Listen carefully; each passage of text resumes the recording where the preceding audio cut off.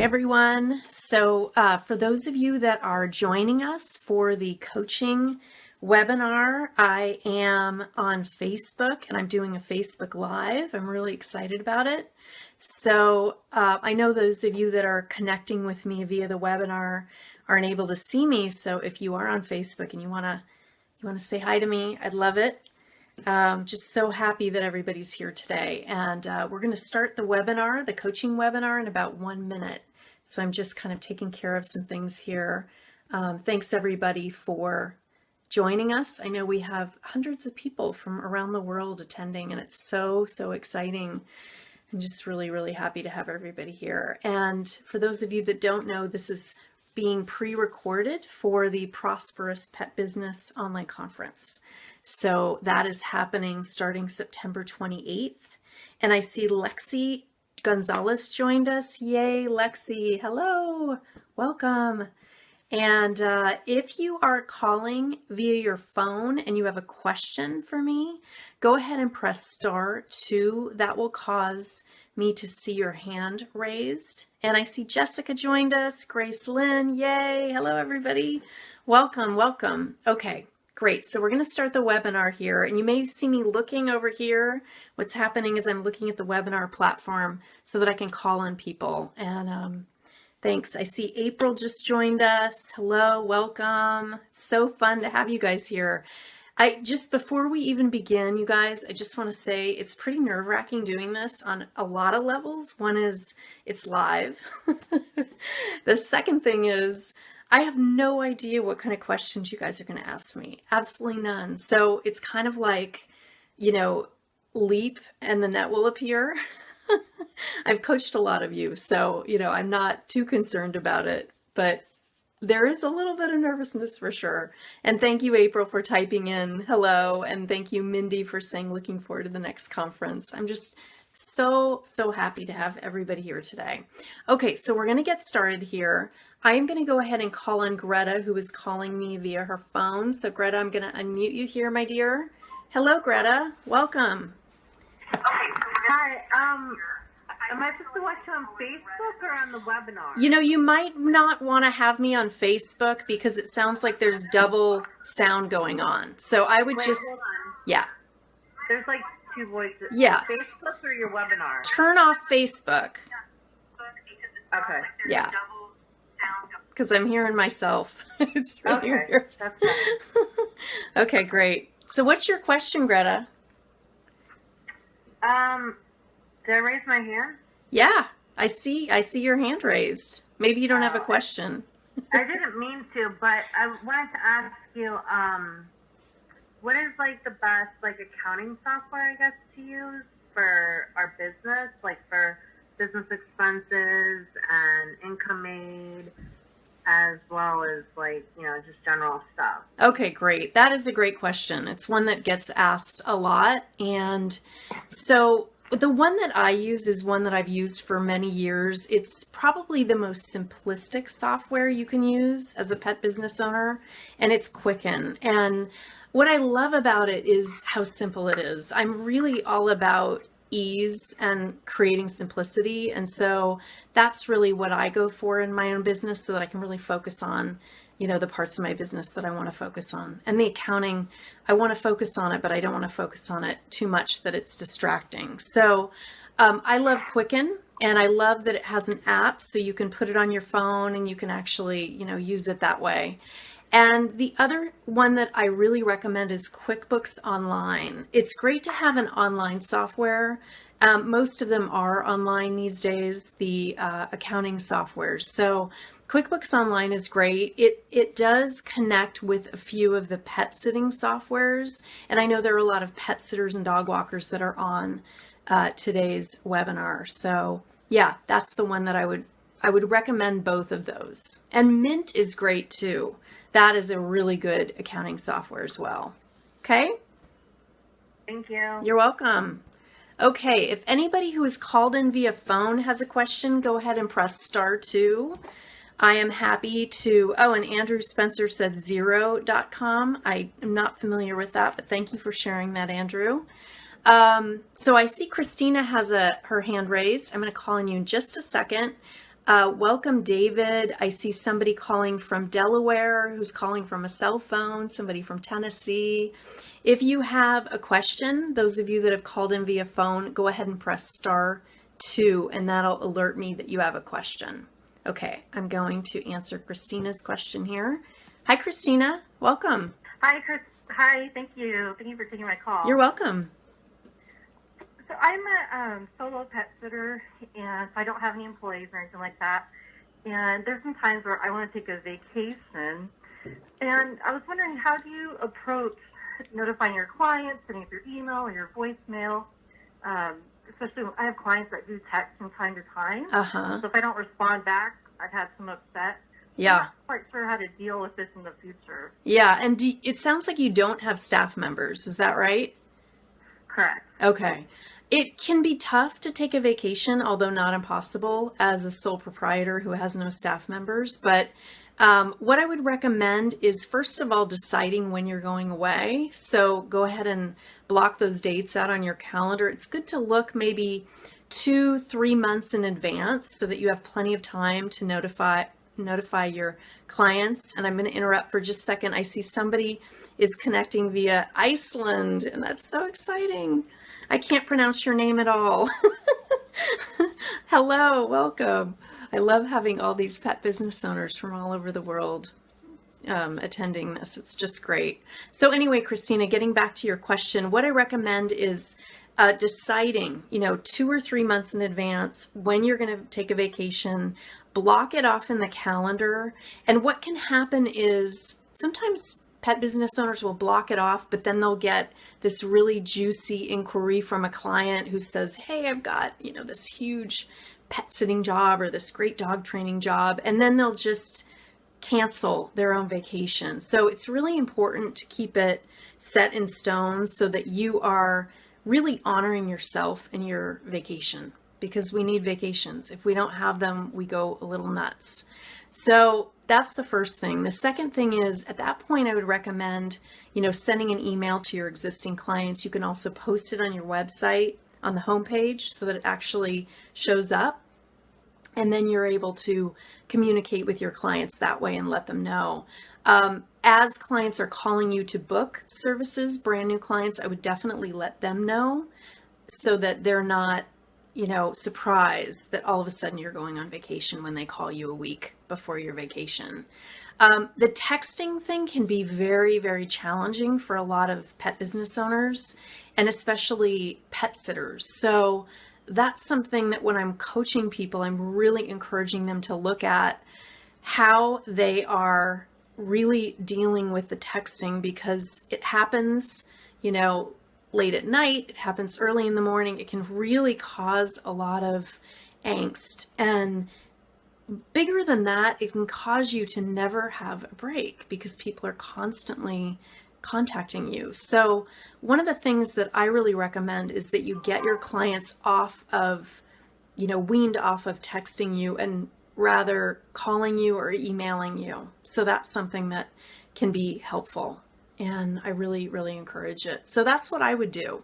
And I would start setting aside money too, having a travel account, a savings account, so that, you're going to be without income for that time. So if you have a little nest egg, you're going to be able to draw from that and not be so stressed when you're on vacation. Okay?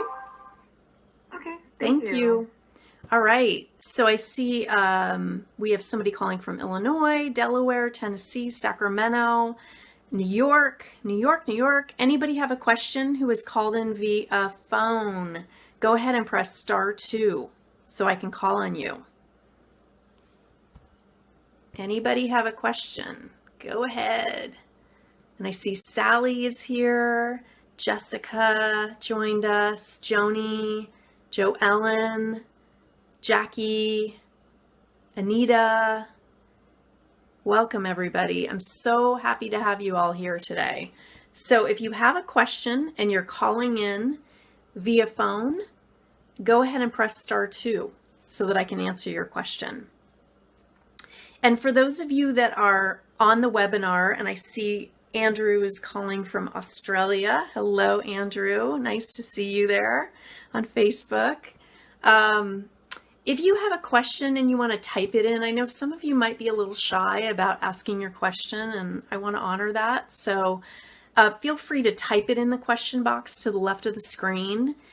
Unfortunately, on Facebook, I won't be able to answer those questions because I can't really scroll down while I'm doing this. But if you're calling into the webinar and you have a question for me, go ahead and type it in the question box to the left of the screen, and I'll start answering questions that way. So let me see. I have Anita from Dallas, and she has a question. She said, I tried to call in so I could ask a question, but I couldn't find the conference ID. My question is, there are a lot of exclusive neighborhoods I would like to market to, but they either have security so that not just anyone can enter. Some have guards other than a security gate. Oh my gosh, that sounds like an intense neighborhood. These are neighborhoods with houses, which most likely have homeowners associations. How would you be able to market to them? What suggestions do you have? So one of the best ways that you can do this, hey Beth, sorry, I have all these people saying hi. It's so cute. I'm loving it. So there are lots of ways that you can do this. One would be, if you have even one client in that neighborhood, what you can do is you can contact that client and say, hey, are you on nextdoor.com? Could you post something about my pet sitting service if you love it, or my dog walking service, or my dog training service? That can be a great way in, is, having a client who can post something on nextdoor.com. Because a lot of neighborhoods these days use that. I know I do. I just love it. I find so many wonderful things and events on that Nextdoor. So that's one thing. The other thing that you can do is both the post office and Vistaprint offer direct marketing. So you can specify specific zip codes and they will mail, you create a postcard via Vistaprint, and then Vistaprint or the post office will send those postcards to different addresses with that particular zip code. It sounds like some of these are neighborhoods, so, it might be the luck of the draw whether you get in there, with your postcard. But if you do go that route, what I recommend is that you offer something. And those of you that have worked with me know I'm not big on discounts. I think, we're working really hard out there in the work that we're doing, whatever it is, whether it be pet sitting, dog walking, dog training. So discounting your services isn't really what you want to do. However, in the beginning, if you're new to pet sitting, dog walking, dog training, or if you are trying to target a specific neighborhood, that can be a great time to offer select discounts. So by select discounts, I mean, maybe you offer one dog walk for the price of 4, where they purchase 4 and they get 1 free, something like that. You want to make sure to have an expiration date on your postcard. I usually recommend 3 months from the date that it goes out so that you don't get the postcard two years later, because that's not fun. So anyway, those are some suggestions that I would do. The welcome wagon is another thing that you can do. You can go to welcomewagon.com. You can also contact realtors. They can sometimes get in there, to those specific areas. And one way to do this would be, if you're able to peruse the real estate section, you can see which realtors are covering those areas or those specific houses. And so you could contact the realtor and say, hey, is there any way that we could kind of, partner together where, I'm happy to refer some of my clients to you who need a realtor, and then perhaps you can refer some of your clients who are in these specific areas, because I'd really love to get in those areas. So anyway, I hope that helps you. And let's see, I see Chris is here, Michael, Chris from New Jersey. If anybody who is called in via phone has a question, go ahead and press *2. That will alert me that you have a question and I will call on you. Okay, anyone? Oh, yay, somebody from Delaware. Hello, who is that from Delaware? Hi, this is Susan from Delaware. I'm Hi. a sole proprietor for pet sitting. Actually, I've been doing it part-time for about 20 years, and I just left the marketing and advertising field, and I'm doing it full-time now, along with being a veterinary technician. And I guess even though I've done marketing and advertising for numerous other businesses for 30 years, I'm still not quite sure what the best approach would be for marketing my business. I mean, I have numerous regular clients, and I do get some new ones from the veterinary hospital, but I'm finding that's really the only place I'm getting most of my clients. I haven't set up a web page yet. I'm also a graphic artist, so that's helpful. Yeah. But I have a Facebook page for my pet sitting business, but Great. that's about it at this point as far as social media. Okay, But I was good. listening about the direct mail. That's probably not a bad idea either. Yeah, it isn't. It can be kind of expensive, so I don't suggest if you're on a bootstrap budget that you would go that route because it is pretty Right. expensive. But one of the best things that you can do is actually get your website search engine optimized. I am, for those people who are listening via the call, I'm offering a 20% discount on some of my products. One of them is the search engine optimization webinar, and it has a tips and tools sheet. It's a lot easier than people think to search engine optimize your website, or you can have a web person do it. But that's going to be probably the most important thing you can do with your website, and the most cost-effective thing you can do. So that's something that Okay. I would check out. And if you're signed up for this, I'll be sending everybody an email with the link to do that if you're interested.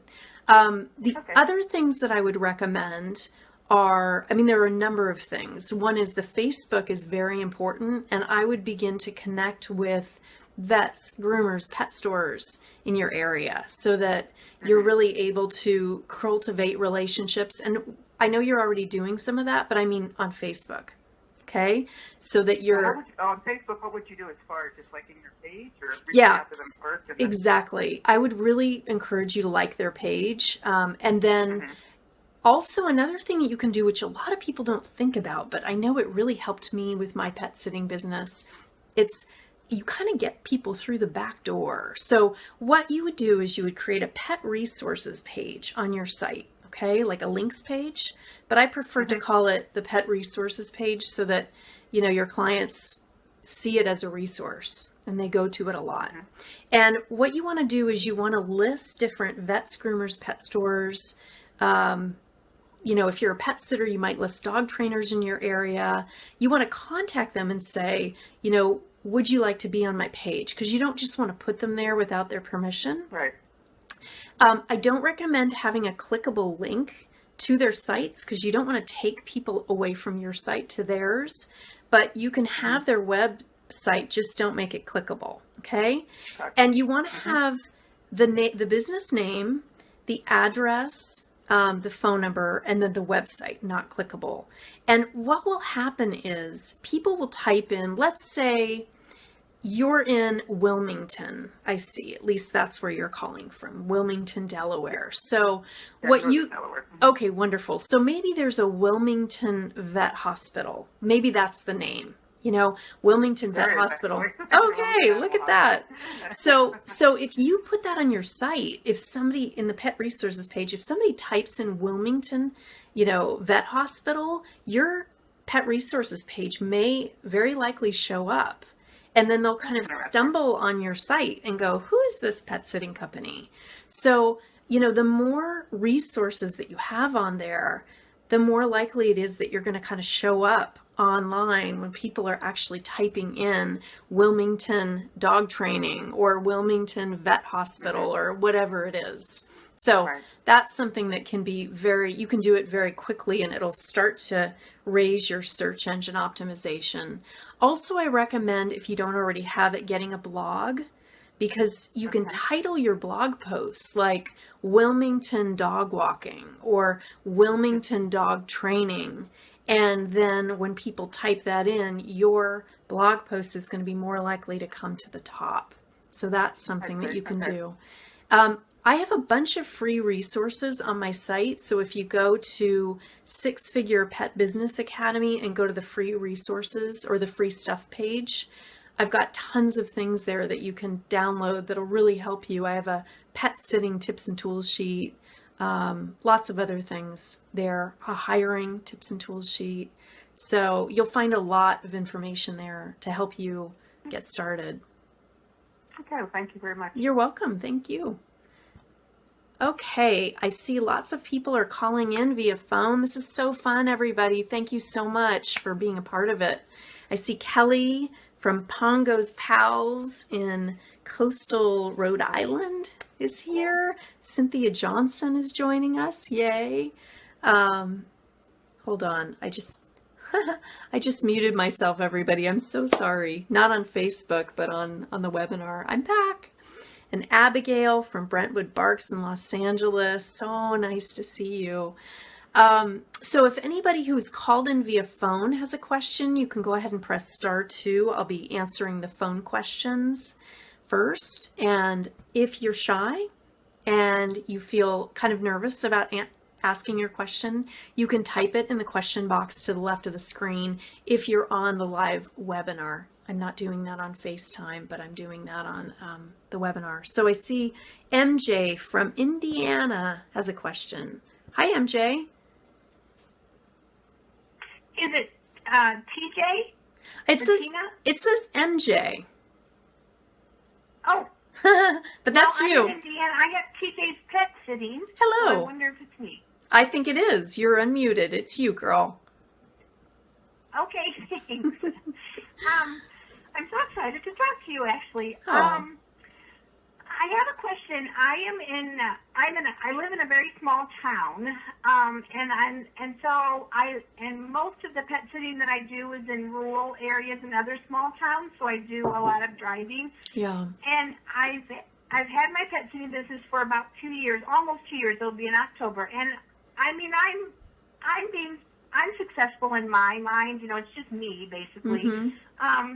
But I know this month has been kind of slow for me, which is something I really haven't experienced. And so I'm spending some time looking at some other ways to advertise. Uh-huh. And so one of the things I know I've read about in your information and also on the Pet Sitting International information is getting like into your newspapers, local newspapers. Mm-hmm. And so I wondered if you had any suggestions on how to do that. I did contact, of course, the major newspaper owns most of the little newspapers in my surrounding area. Okay. So if I contact them, that's kind of the best place to go. Okay, great. And just so you know, and just so everybody knows about newspapers, they're really not the best way to advertise except in rural areas, and that's where she is. So this is going to be really applicable for her, but for most of you, you know, I wouldn't even waste your time, because in most of the big and even small cities,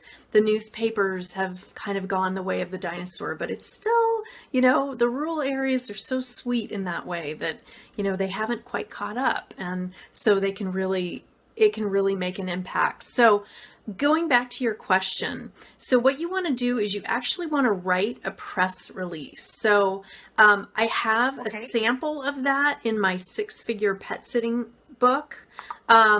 If you don't have that or don't want to get it, no problem. I would just Google how to write a press release and you will find that. I have a blog post on it somewhere, but I'm not quite sure where it is. I've written so many blog posts that I don't want you to spend too much time having to look for it. Because you need business quick. So I would recommend just writing a press release. You want to keep it very short and sweet and simple. You are selling yourself when you're doing that. So don't be afraid to really, you know, state how long you've been in business, what services you provide. Oftentimes the newspapers are not going to look at them like an advertisement. They're looking at them more like a feel-good story. Okay. So, you know, you don't want to write the press release from the perspective of advertising. I mean, if you do that, then you would want to advertise in the paper, and that's not going to generate the kind of results that you want. You're going to do better if somebody, yes, it is. So really, but a lot of newspapers want to interview, you know, pet business owners because it's interesting. It's fun.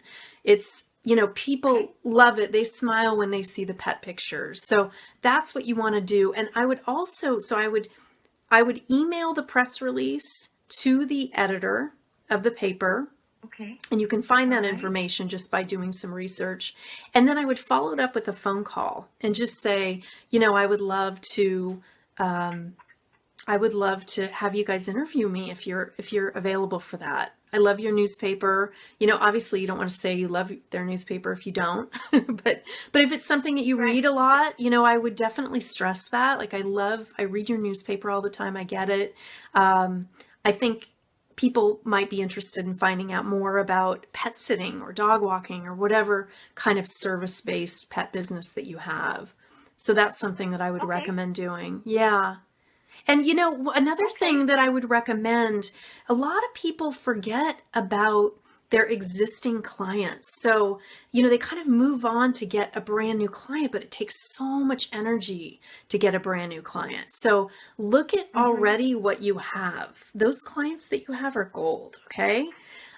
So what you might want to do is reach out to your existing clients and say, I just want to let you guys know I have some availability for pet sitting, for dog walking. I would love it if you would refer me to your friends and family. And, here's my website. I would offer a referral bonus so that you have that. What you might want to do is give your existing clients like one free dog walk or one free pet sitting visit in exchange for referring their friends and family. The other thing that I would recommend you do is that if you have both a business and a personal email address, at the bottom of the email, put a footer there that says something like, we love your referrals. Please refer your friends and family to us, and then your contact information. And that will allow, it'll put it in their mind, when your friends and family read your emails, they'll go, that's right, she has a pet sitting service or dog walking service. And it'll also remind your clients that you love referrals. So it's important to, really acknowledge that and let people know so that they know what to do. It's like you're giving them instruction like you would a dog. Please refer me, please sit, please stay, But I am very blessed with the clients that I have because I apparently do a good job, because they are really good at referring. And I have a couple of vets in my area that are awesome at referring me, so that has helped immensely. Wonderful. But one of the things I think I need to kind of refocus maybe my advertising. A lot of it is vacation times that I do, and it's kept me very busy. But I'm kind of looking at trying to get more into like the daily dog walking and get more of the regular clients that can kind of supplement the income along with the vacation. Yeah, that's really important. Cultivating those relationships, I can't stress that highly enough, and I love that you're doing that. Cultivating the relationships with pets, groomers, pet stores is so important. They are the first, they're the first people that connect with those pet owners. And if they like you, they will refer you, and you will get more clients than you even know what to do with. It's really, people think these days, social media is so important for marketing. So is SEO. Those things are all very important. And, those client relationships are, to me, the most important. Like, when we get someone who says, oh my God, this plumber's amazing, or my house cleaner's wonderful, we're so much more likely to use them if we get that. Oh, yes. Yeah. All right, my dear. Thank you so much for your question. I appreciate it. Thank you. Okay, I see Catherine has a question, and then Chris. I'm going to call on Catherine and then Chris. Hello, Catherine. Hello there. How are you? I'm great. How are you? Great. I really appreciate you. I happened to fall upon that you were doing this, so that's wonderful. Oh, yay. As of late, I'm going to be succinct, like I was reading your instructions. Try to go right to the point. That's awesome. So, I have a client, just kind of boundaries. So that's been my challenge since the beginning, probably because, well, this is such a personal business, being in their home, and just the way we get business is by trust. And I think they immediately believe that you're their friend, and we are, but there's that professional boundary, and I'm still struggling with that. Kristin, I have a client that he was going to, he has a drinking issue. Mm-hmm. And so I set the boundary and I said, he's always home when I come to walk the dog. Mm-hmm. And I just said, in the beginning, I said, I'll take on you as a client, but I can't have that. You like be intoxicated or on any kind of medication. Mm-hmm. And I just try to be brief as possible. But what happens is like right now he wants me to probably, and this has happened with 2 clients in the past week. I can't believe it. They want me to consider adopting their dogs. Oh, wow. Where do you get that? Like I just imagine that this isn't going to be the first time that someone offers for me to take on their dog. Now, one comes with both of them would be financially set. Like they are paid for their vet bills, all unexpected cost grooming. But I just wondered if you have any advice on the boundary piece and how you stay professional when it comes to them kind of setting you up to take on their dogs if they're having a medical issue. That's the case in both cases. The gentleman is probably going to go into treatment. And then the other client is in an assisted living, and she's going into a dementia facility. Yeah. And her daughter has asked if I'd be willing to take the dog. It's 2 in 1 week. Wow. And I have a third one that just happened like yesterday. Somebody else is going into treatment, and they were wondering if I could help her with her ex-husband's pit bull that no one will take. Oh, wow. So, yeah. What do you do? Yeah, it's sort of like, well, it's interesting. I'm just thinking about when I volunteered at the Humane Society. They had this rule, and maybe those of you that have volunteered know exactly what I'm about to say. They had a rule that you could not adopt a dog for like the first 6 months of working there, because so many people would just adopt every single dog, right? And then they would not volunteer there. They'd be so busy with their own dogs. So, personally, I would set a bottom line for yourself around that, with the exception if there was a dog that you had an incredibly special connection with, then, that might be cause for, adopting the dog. But without that, I would say it's a deal breaker. Like it's a non-negotiable is what I'm trying to say. You can't adopt your clients' dogs. You'll go out of business basically if you do that, So what I might do is collect a referral base. So where you contact different shelters, rescue organizations. There are not lots, but there are some rescue organizations out there for older dogs, and specifically for older dogs. And so that's one I would look for, something like that, if there are older dogs that, are coming your way for adoption. But, a lot of people, what it comes down to around boundaries, and I've noticed this in my own life as well as in working with people, is that what's underneath not setting boundaries is fear, right? It's fear of they're not going to like me, they're not going to use me anymore for service.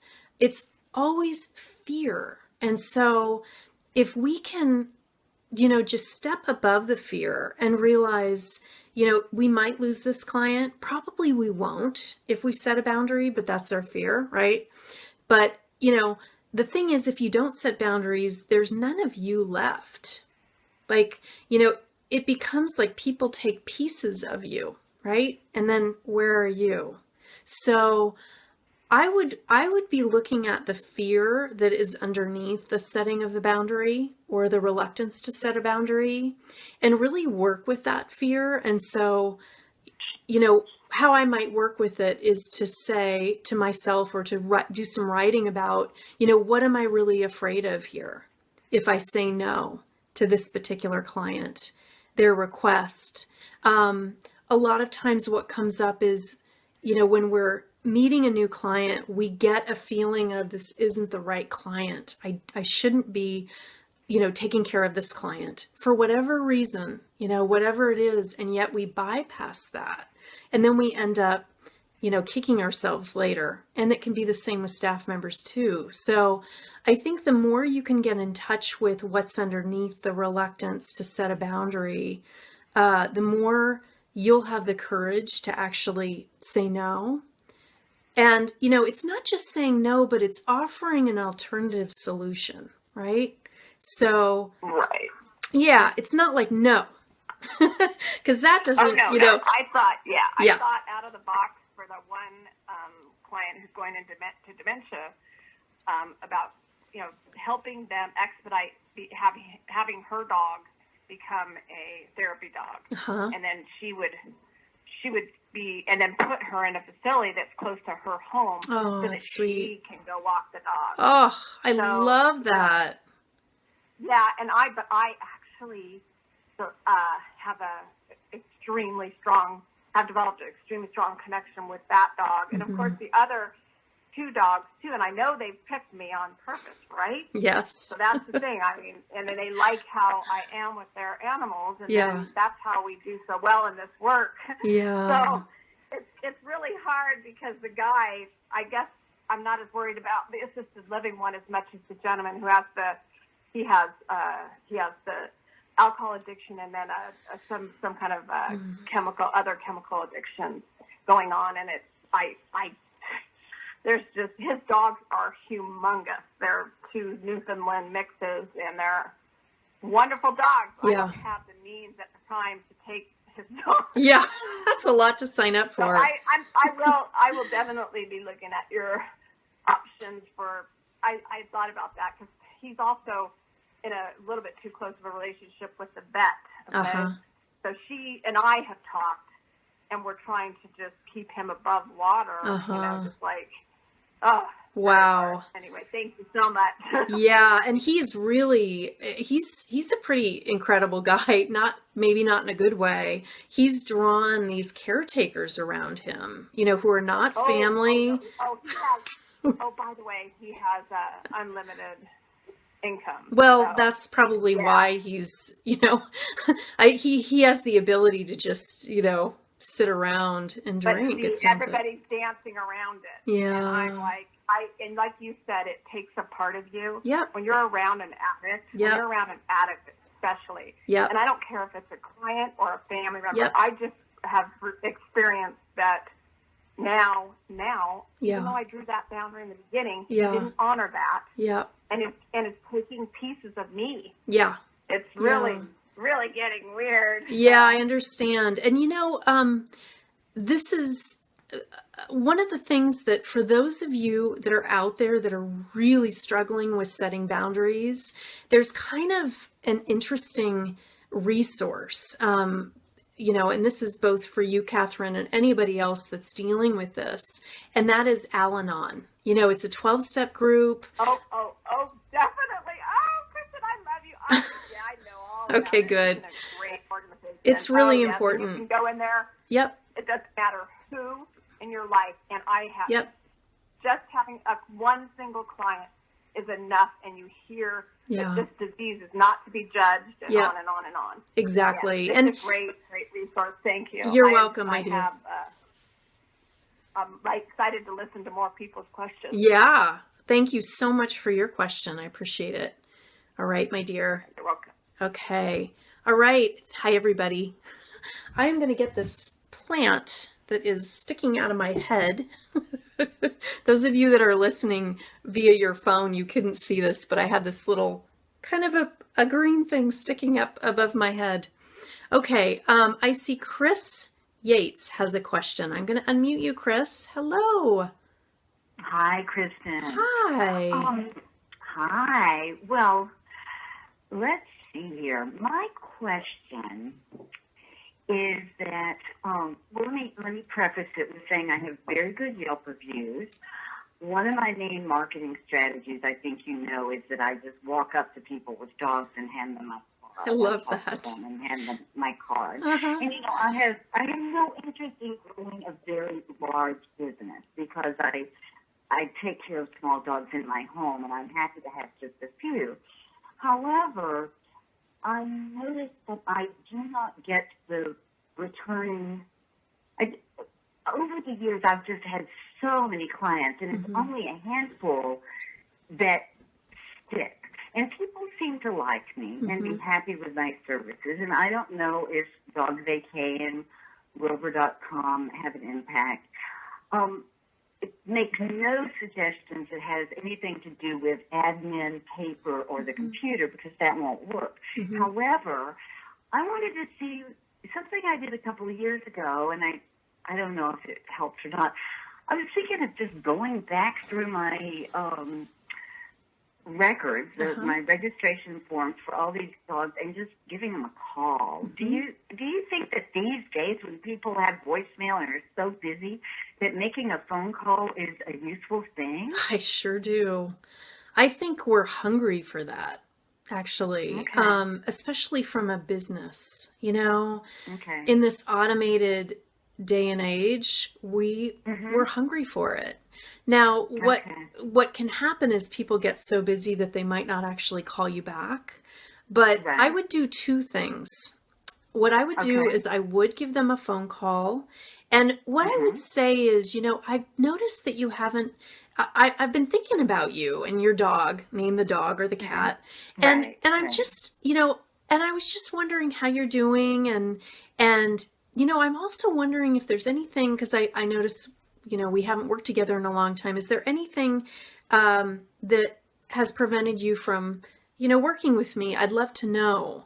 And I'm going to follow that up with, I'm going to be sending you something in the mail that's a little survey, just so, because providing great service for my clients is of the utmost importance to me. So I'm going to be sending you a little survey. If you would be willing to just take the time to fill it out, it'll only take about 3 minutes. I would love it. And so then what you want to do is, obviously that's if it's a voicemail. If they answer, and most people don't answer these days, so you'll probably be leaving a lot of voicemails. But then what I would do is I would send a little survey, and what I would do is I would say, is there anything that we could have done differently at the last pet sitting job that we did, or the last dog walking job? And what you want to do is you want to include a self-addressed stamped envelope so that they actually snail mail it back to you. I don't recommend, I know there are a lot of surveys out there that are online. It's not a great way to get the response that you want. Even though it seems like it's quicker, what is going to actually generate results from a survey is if you include a self-addressed stamped envelope and snail mail it to them. And it's, you know, it's the price of a stamp that is well worth it, because they'll feel so guilty. You're kind of going through the guilt, you know, of like, I mean, it's so weird because stamps don't cost that much, but we see them on a self-addressed stamped thing and we can't not send it in. So your clients are going to be the same way. And, you know, who knows what's happened? Maybe they moved, maybe their dog died, but at least you'll have some resolution. And, you know, I do suspect, Chris, that something is going on that maybe you're not seeing, because to have so many clients and to not have them do repeat business, you know, and who knows what that is. So, and people are more likely to write out what they're unhappy about than they would be to speak it to you, either on the phone or in person. It's easier for us to write it. So I think on both levels, you're going to get the information that you need that's really important for you to take your business forward. Because like I was saying earlier, Chris, to get a new client requires so much energy. To keep taking care of your existing clients takes very little energy in comparison. So it's really important to nurture the clients that you have so that you're not having to continually expend tons and tons of energy to get new clients. Yeah. And I also, go ahead. Yeah, I also want to address what you said about Dog Vacay and Rover, because that comes up so much when I'm working with pet business owners. They get a lot of fear around Pet Vacay and Rover. And the thing is, I want to say to everybody out there, don't worry, okay? If you are doing a great job, and only you can know really if you are, you can charge a lot. And, you're Okay. giving clients peace of mind. A lot of people that are on Rover and Dog Vacay are just starting out, and they're gonna, Right. and maybe they're charging less, but it doesn't mean that they're going to be better. And in fact, probably they're not. You have the experience, of having done this for a long time. Right. You have a reputable business too. So, Well, yeah. and I just want to be clear. I do have loyal clients. Yeah. Return. Yeah. It's just the percentage in terms of how many clients I get is Yeah. very, very small. Now, I just want to be realistic, Kristin. Yeah. If I do not get around to mailing a survey, is Yeah. there anything additionally you can suggest? And I understand people would be more likely to respond in writing, but Yeah. is there anything additionally you can suggest that I say, especially if I get hold of someone in person, to Yeah. encourage them to be honest?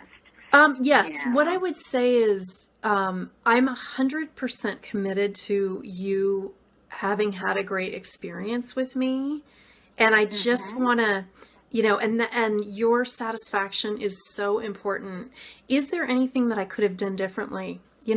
Because I'm really Mm-hmm. trying to take my business to the next level. And Mm-hmm. so, your opinion and your insight and your feedback really matters to me. So if you'd be willing Mm-hmm. to just share for a couple minutes, what Right. insight you might have for me to do a better job, I would love to hear it. Yeah. Okay. Yeah. Okay, that's really, really helpful. That's great.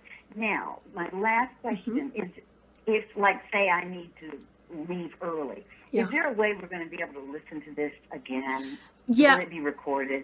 It will be recorded. I am going to be, we're pre-recording it now for the Prosperous Pet Business online conference.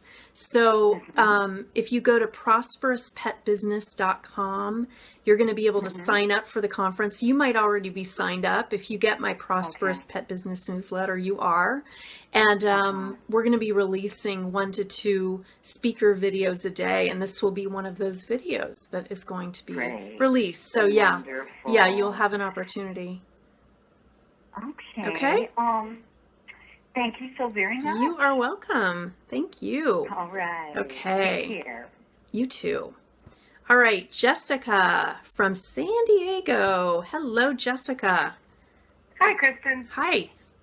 Hi. Yeah, I just had a question. So I have been going into local businesses and marketing and dropping off business cards and trying to, develop a relationship. But now that I've gone in a few times, Yeah. I just don't know what else to do. Are there any Uh-huh. other suggestions to kind of continue that relationship, Yeah. or should I bring something in with me? Yes. Do I give them? Yes, like, yes, I don't know how else yes. to continue the relationship, I guess. Uh-huh. At this Wonderful. point, I feel like it's a little one-sided. Yeah.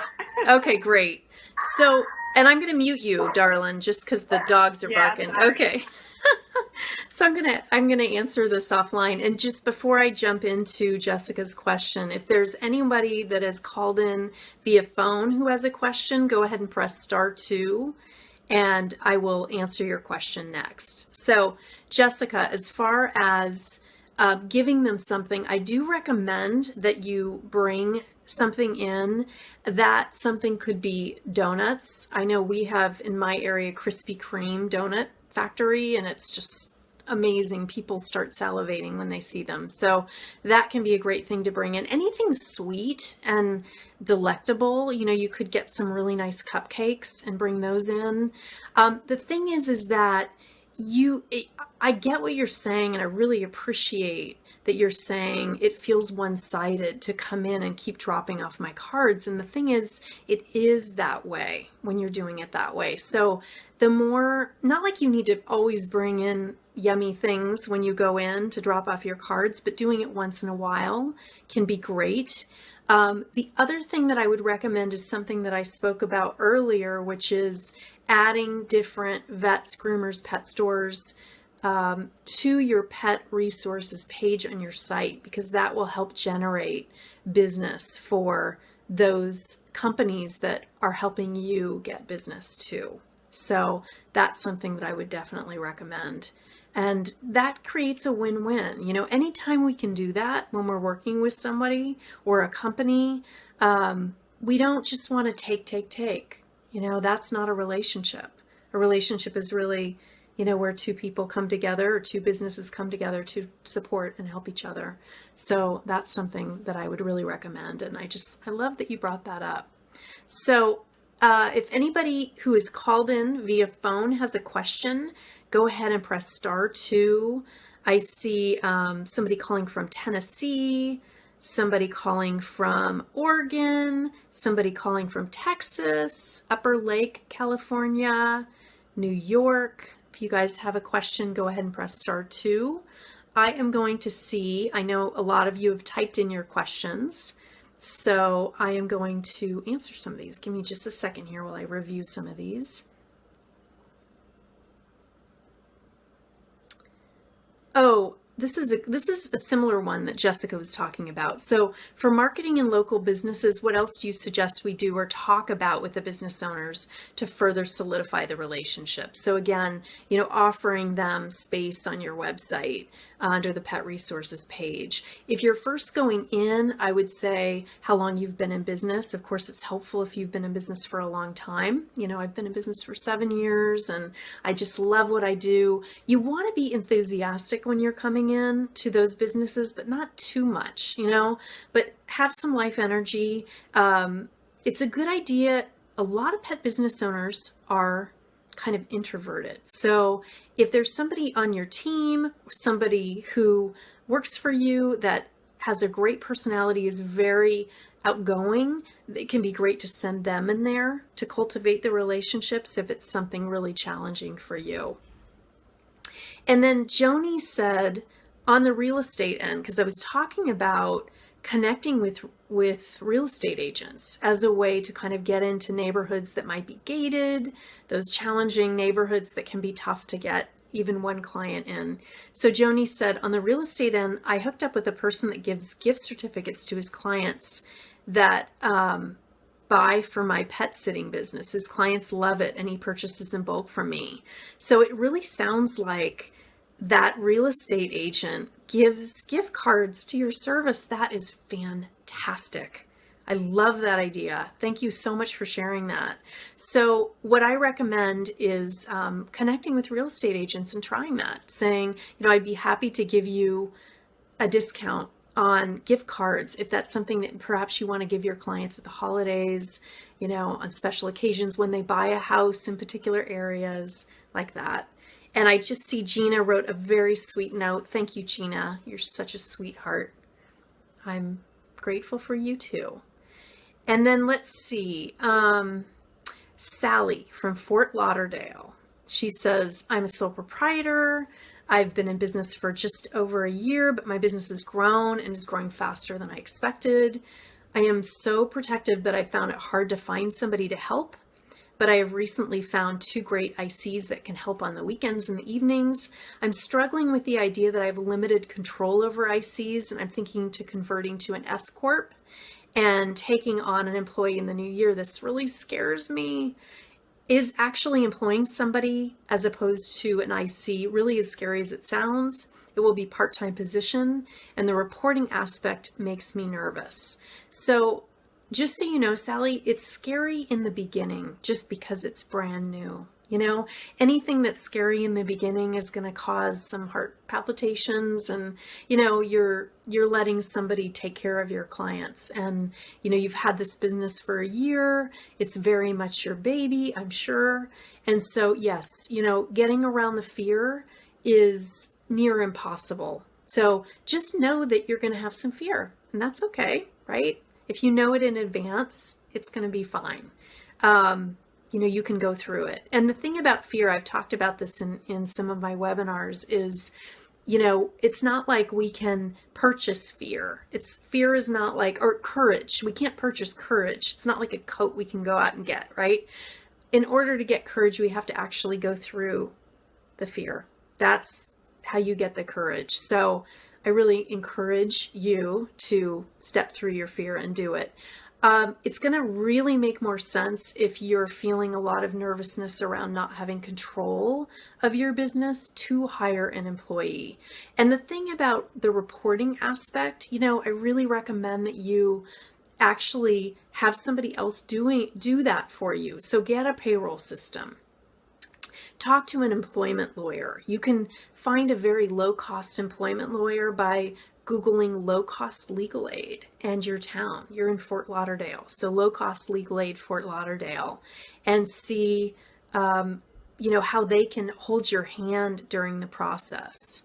So I really, really recommend that. All right, thank you for your question. Okay, now I'm reading some other questions, you guys. Give me just a second.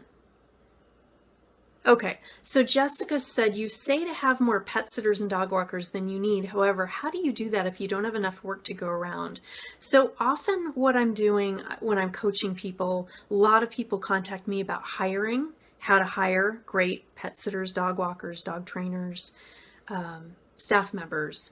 So what I will often say to them when I'm working with them is you want to have more people than you think you need, because it can be hard if you're scrambling to find people if you have too much business. So you want to have people kind of waiting in the wings there.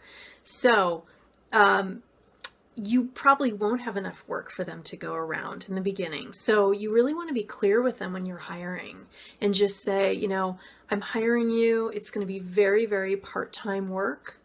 And I really, I'm hiring people that can do this for supplemental income. So maybe, you're only working, 5 to 10 hours a week. Maybe I'm not going to call you for 3 months, but then I'm going to have business. You can also let them know that as soon as you hire them, you're going to do a lot of marketing.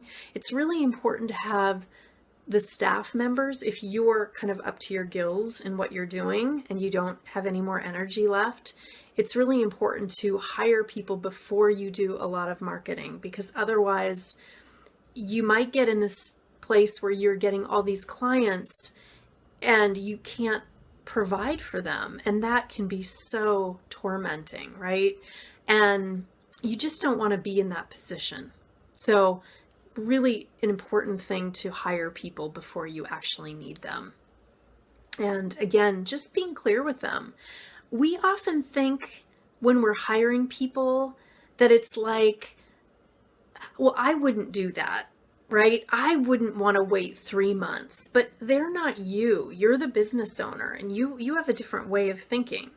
They're an employee, they're a staff member, they're going to be thinking very differently. And if it's supplemental income, that's going to be just fine for them to wait around. But again, clarity. The more clear you can be with them and honest in the beginning, the more likely they'll be willing to wait around for you. Okay, let me see. Okay, so Norma says, she's from Brentwood. I offer the following services: dog walking, drop-in visits, overnights, pet taxi, house sitting without a pet. Now, my question to you is, should I get one service contract for all these services, or should I get several for each type of service? I would really recommend having one service contract for all your different services, because what can happen is maybe your drop-in clients all of a sudden want you to do dog walking, and you may forget to give them a contract for that specific service. So getting it on one piece of paper, or, it's not paper anymore, it's probably going to be an electronic contract, but getting it on one contract is really going to help you not have to reinvent the wheel each time, or, get out the dog walking contract. However you can simplify it, you really want to do that. Okay, let me see. So Jana from St. Augustine, how do you go about hiring helpers, employees, and how to interview? I'm concerned with having people go into homes. What about security? Well, I definitely recommend that you get a background check for every single person that you are thinking about hiring. And you don't want to just give them a background check. You want to interview them and see if they're the right fit. And if you think they are, then at that point do it, because it'll get really expensive to give a bunch of background checks. One thing that I did in my own company that, when I've worked with people that have hired, what they've done is, I had a lot of challenges in the beginning with hiring. I hired some really great people. And for those of you that don't know, I had my pet sitting and dog walking business for 18 years before I sold it about 2.5 years ago.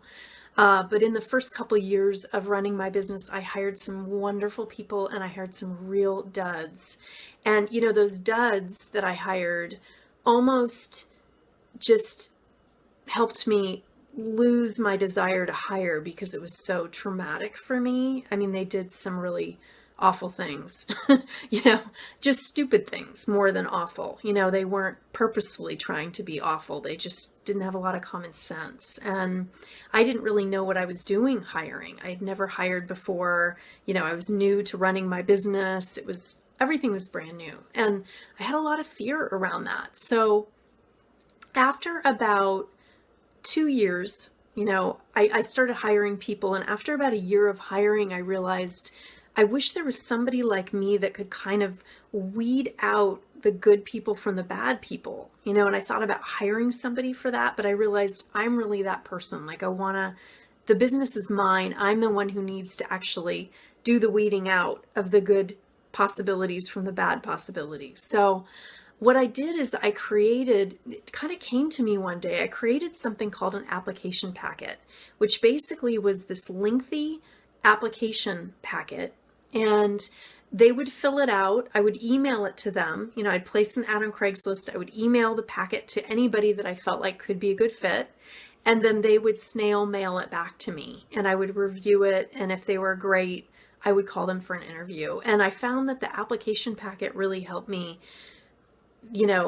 not hire awful people. I was really able to see from the application packet who would be great, who would not be great. And, you can definitely create your own packet. You want to have job descriptions of the different jobs that you're offering. You want to have an application that's specific for pet sitting, dog walking, dog training with, pet business related questions in there. And then you also want to have a regular application.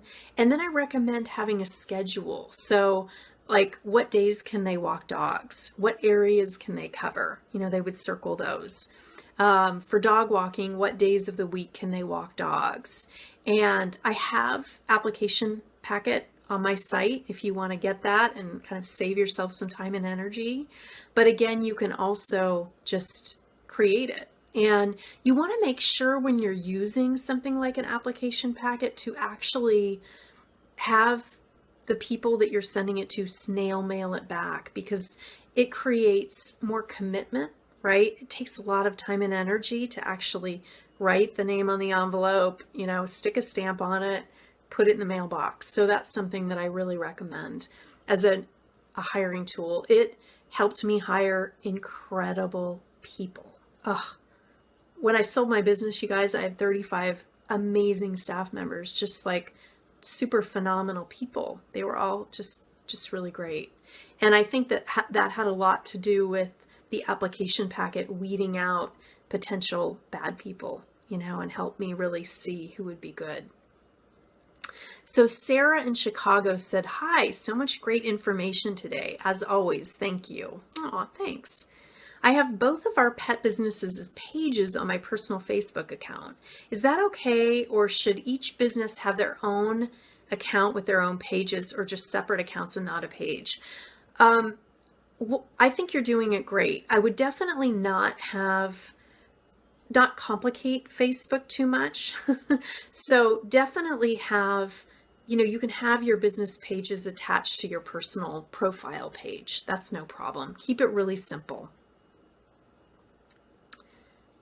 Okay, so Victoria from Sebastopol is saying, I have a little marketing question for you. I know you recommend setting up a business page on various social media sites. However, engaging with social media can be very time consuming. Yes, it can. How do you suggest we stay active on these sites without it taking all of our time? Thanks. So what I really recommend, Victoria, is the more you can schedule things, the better. And with Facebook now, you can actually schedule posts way in advance. You can, they have a little calendar and you can go in there and schedule posts. That's something that can save time and energy, and, attaching blog post links to it, things like that. So that's something. The other thing I would really recommend doing is that you keep maybe do it on specific days, like maybe even Mondays and Wednesdays are your marketing days, and you set aside an hour on Monday and an hour on Wednesday, and you market that way. That can be really powerful because it becomes a schedule. It's something that you do every week. The more you can get into routine with the various business tasks, the more likely you are to actually do it.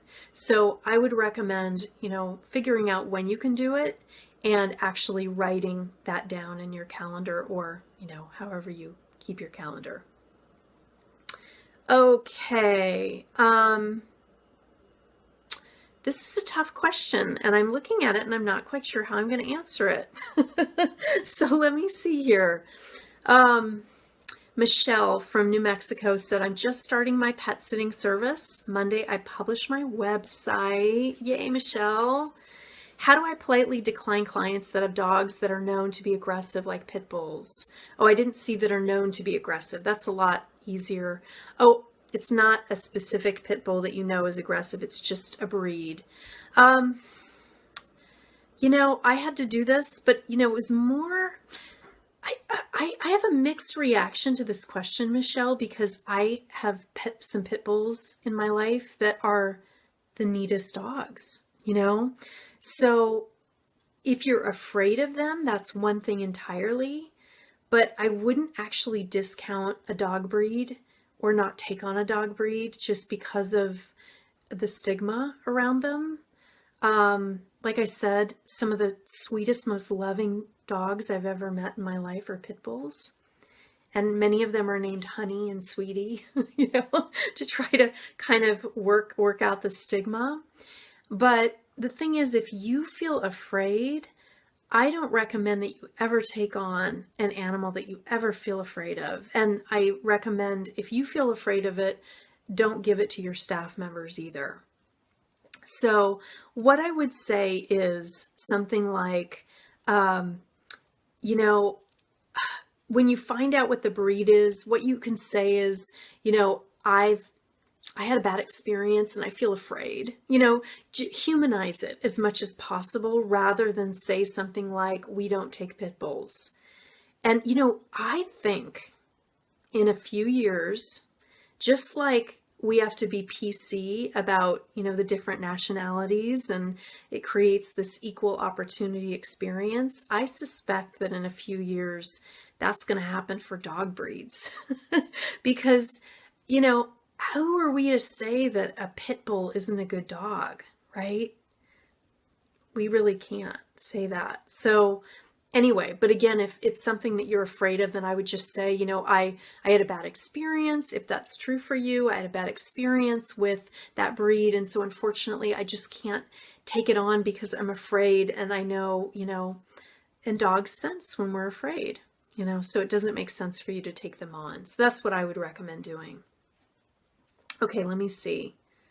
Let me see if anybody has a question. Oh, nope. If anybody has a question, go ahead, that's called in via phone, go ahead and press *2.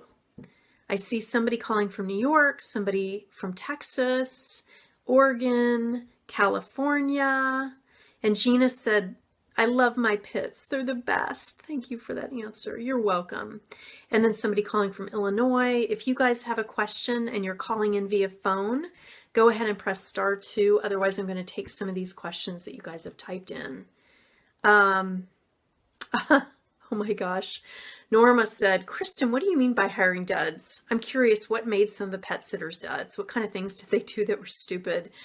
Oh boy. Okay. I wrote about this on Facebook not long ago. So I hired this person who was an overnight sitter for me, and he ended up burning trash in the gas fireplace. He shoved all of the trash in the gas fireplace and ended up creating so much smoke in their white living room that my insurance had to cover cleaning the upholstery, cleaning the walls. It was just dumb. Another one took the dogs to the county fair. That was pretty much a dud move. fed them hot dogs and they got really sick.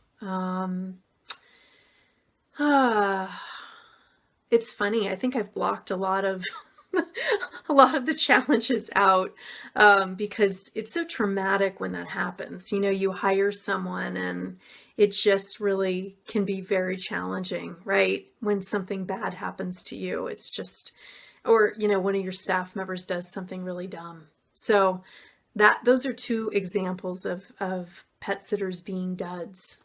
So let me see if anybody, oh, Michael has a question. He's calling in via phone from Austin, Texas. Hello, Michael. Welcome. Hi, it's actually Michelle. Okay, sorry. It looks like Michael. It's okay. No, it's okay. Maybe, I don't know. Maybe I wrote it wrong. Hi, I'm really enjoying being on this call. Lots of good stuff that you're sharing. I just started my pet sitting service, dog walking pet sitting. I started it at the beginning of the year, and I would say that given the circumstances, I don't have a website up. I have an Instagram page. I have not mastered my Facebook page, so that's, you know, not doing what it could be doing for me. I have 3 midday dog clients, which provide me, you know, a really nice recurring income. Mm-hmm. And then I've amassed, you know, this is all under, you know, 20. I don't think I have more than 20 clients, but I've amassed a really good set of clients that are actually allowing me to, you know, make a living. Mm-hmm. Not the best living, but make a living right now.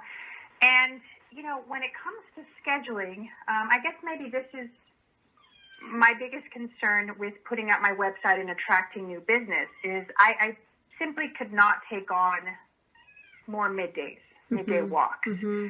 But my mornings are free, my evenings are free, you know, my weekends are free, and you know, taking on more pet sitting clients seems like a reasonable thing to do. Yeah.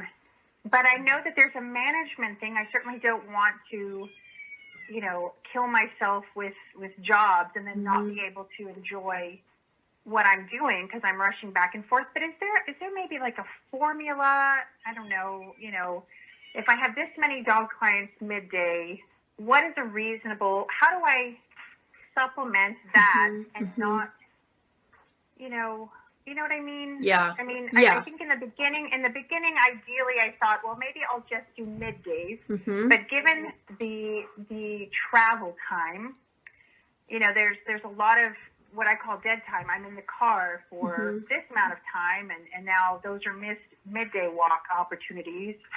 But, you know, how do you balance? You know, what is a good balance for a single person doing this as, you know, for a living? I love that you're bringing this question up. And I also love hearing your cat in the background.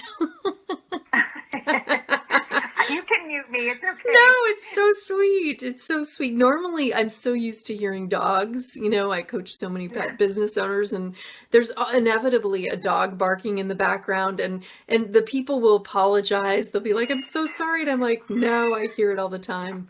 I love hearing the kitty." I think I am going to mute you though, just so. Okay. Okay, yes, just because he's really going at it.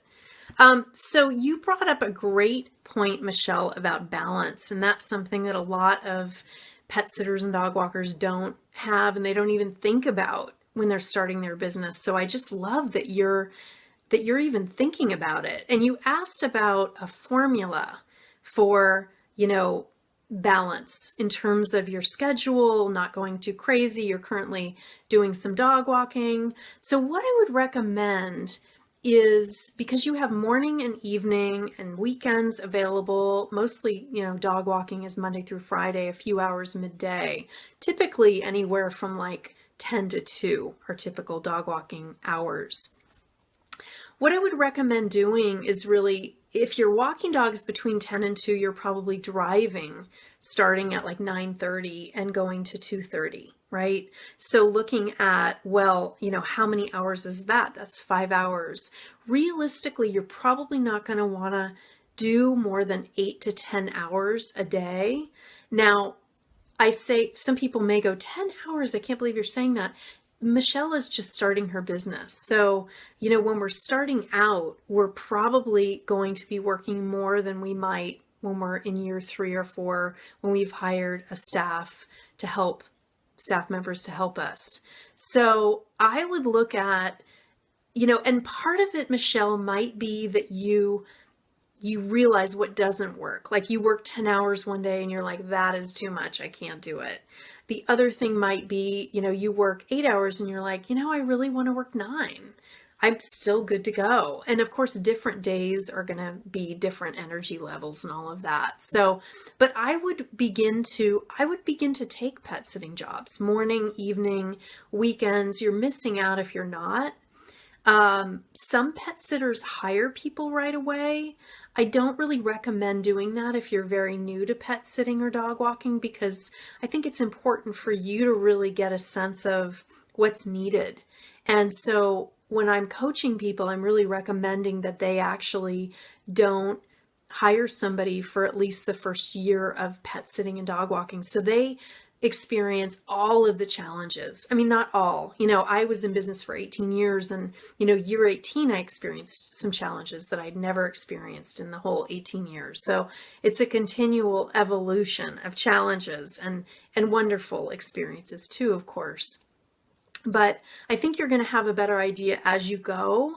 And then after about a year of working in your pet business, then at that point, if you want to hire staff members, you can, and you'll have enough business. You'll have been doing pet sitting, dog walking, that you'll be able to actually, give that to your staff members. So, but monitoring it within yourself is really the way to go, rather than me saying, this is the formula for you. I know for me, when I was doing pet sitting and dog walking, 8 hours was it, maybe 9 hours. Occasionally 10. However, when I was first starting my business, I was working 12 to 14 hours a day. Now that was way too much, but 10 to 12 hours sometimes wasn't, because I was so excited about my business. It's brand new. You're so excited.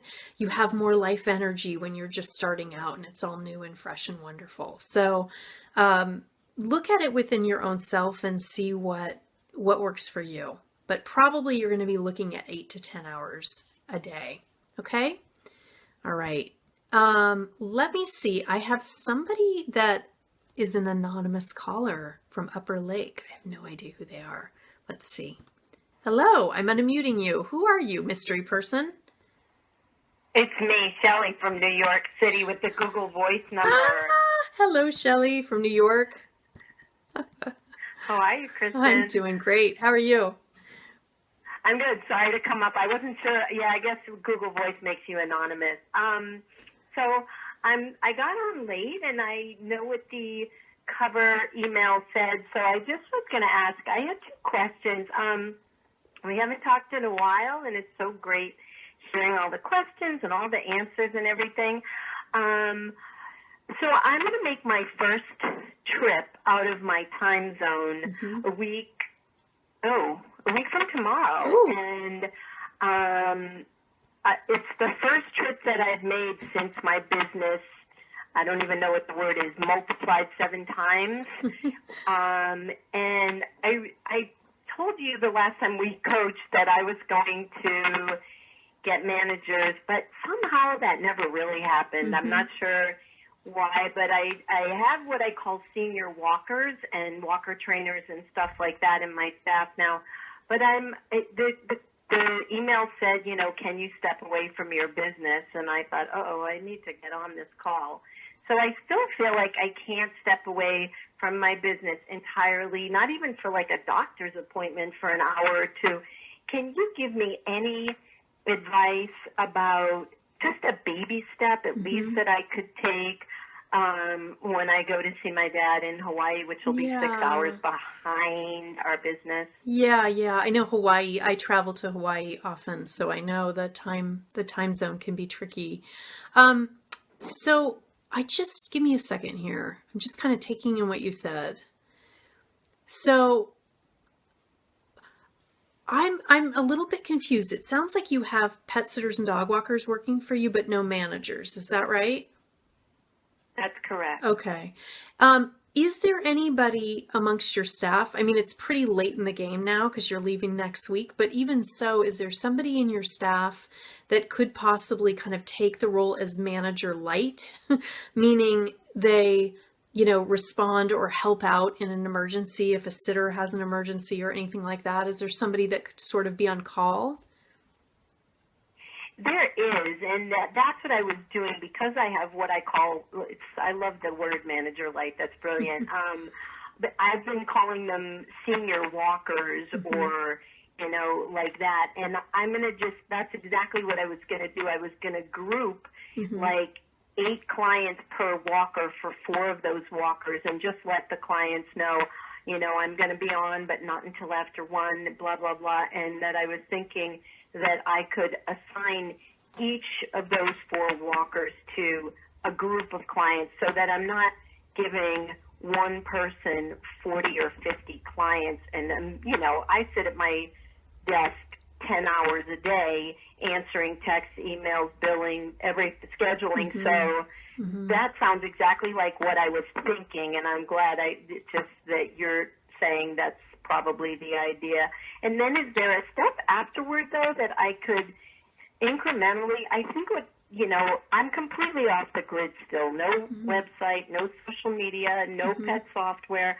I'm still pretty old school, but my business is amazing. And I'm wondering, is there any advice that you would give me to take the next baby step with that? Definitely. I would definitely recommend the software being the most important thing that you can do. However, I would wait until the fall because you don't want to implement it during the busy summertime, and you're going away anyway to Hawaii. But when you get back, I would look at that. Another great time to implement and begin to use a brand new software is January or February. Those times are typically slower. What you don't want to do is what some people do, and it's crazy making, is implement software in November or December when the holidays are there and things are just nuts. So I would be looking at September, beginning to implement a software. So that way you have all your clients in a database. And I know you said you're low tech or no tech, but that would definitely be something that'll at least give you some structure around your business. The second thing I would do, and allow you to kind of manage it from anywhere so you can take more wonderful trips like this, right? And your walkers and pet sitters will have access to it too, and they'll be able to get the client data, which can be very important to them when they're dealing with the jobs and you're out of town. The second thing I would do after that would be to get a website made, because it's really like not having a website in this day and age is just kind of silly. I would recommend, you can get such an inexpensive one. You can go to upwork.com. It used to be Elance, but going to upwork.com and just saying, I need a 5-page website. And, you could probably get one for $500 to $1,000. And the thing is, it will take some time and energy because you'll want to write what the homepage says, what the frequently asked questions page says, what the services and pricing page says. But, that'll take some time. But if you place an ad, like say in September when you're doing the, software implementation and entering all the data in that software, then, you can also be interviewing for a web person, because that'll take a while. It may take as much as 2 or 3 weeks. And when you're interviewing them or placing an ad for a web person, what I recommend doing is saying, show me websites, include links for websites that you've created so you can see if their style is really what you want. Also, what you want to do, Shelley, is find 10 or more websites that you really like. They don't have to be pet related, but it can be helpful if they are. And you don't want to in any way copy what anybody else has done either through text or, the copy, the web copy, or the look. But you can say to your web person, I really like the colors in this one, or I like the way, this layout, I like the layout of this one. And that'll help your web person really come up with a design that works and represents who you truly are. So that's what I would recommend. Thank you. You are welcome. Okay, does anyone else have any questions who is called in via phone? Go ahead and press *2. If not, then I am going to end this webinar in just a second here, everybody. So thank you so much, everybody, for being a part of this. Oh my gosh, it's been so fun to have everybody here, and I've never done the Facebook Live, and it's just been so fun to see so many of you pop on and pop off and pop on again and write me little notes. Thank you so much. And I just wanted to let you know that I'm going to be sending everyone who has registered for this webinar a 20% discount on some of the products that I talked about tonight, the application packet, the SEO webinar recording that comes with the tips and tools sheet, all of that. So I will be emailing that to you all in just a minute. I'll also be posting it on Facebook. So if any of you are interested, it's a 24-hour special, and you can use the code EASY in the discount button, the discount bar, and click update cart, and you'll get your discount. So again, thank you so much, everybody, for being here. I wish everybody a wonderful day. Thank you for being a part of this. Take good care, everybody. Bye.